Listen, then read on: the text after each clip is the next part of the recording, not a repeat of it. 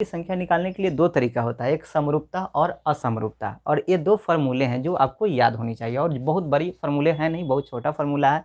तो देखिए समरूपता में फार्मूला क्या है कि प्रतिबिंबों की संख्या निकालना है तो 360/θ-1 क्या है 360/θ-1 हो जाता है। और इसमें निकालना है प्रतिबिंबों की संख्या, नंबर ऑफ इमेज निकालना है, तो इसका दो फार्मूला है असमरूपता का। पहला है 360/θ और दूसरा फार्मूला है 360/θ-1।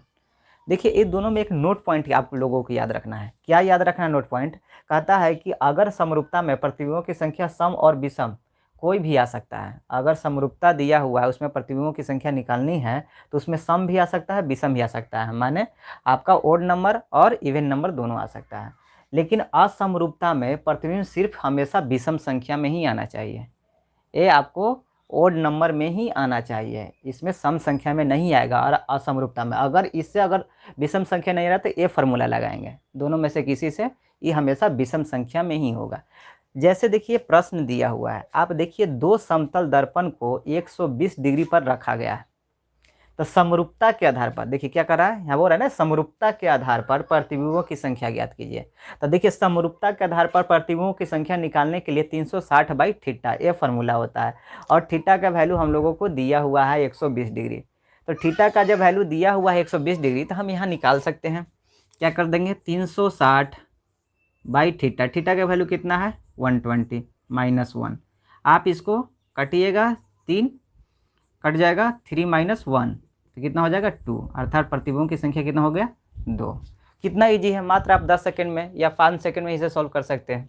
चलिए अगले प्रश्न की बात करते हैं। प्रश्न संख्या जो 2 है, ये कह रहा है कि दो समतल दर्पण को 120 डिग्री पर रखा गया है और असमरूपता के आधार पर, तो देखिए फार्मूला क्या लगेगा असमरूपता, असमरूपता के आधार पर प्रतिबिंबों की संख्या ज्ञात कीजिए। तो यहाँ दो फार्मूले हैं, सबसे पहले फर्स्ट फार्मूला लगाएंगे, क्या है 360/θ, 360 है तो 60/θ, थीटा का वैल्यू क्या है 120 डिग्री, तो 120 डिग्री यहाँ काटेंगे, 3 से कट जाएगा और 3, तो 3 जो है सम संख्या है विषम संख्या, तो विषम संख्या है इज द राइट आंसर।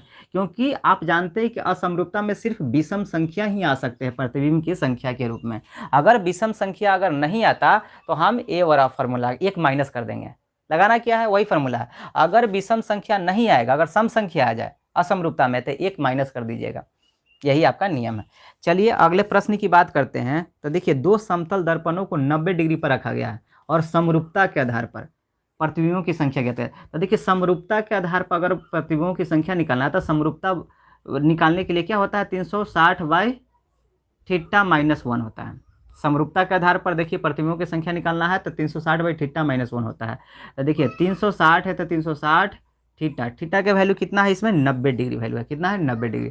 तो यहाँ क्या कर देंगे 90 -1, तो ये कट जाएगा 4, तो 4 कट जाएगा तो कितना हो जाएगा 4 - 1 इक्वल टू कितना हो जाएगा 3, तो 3 द राइट आंसर।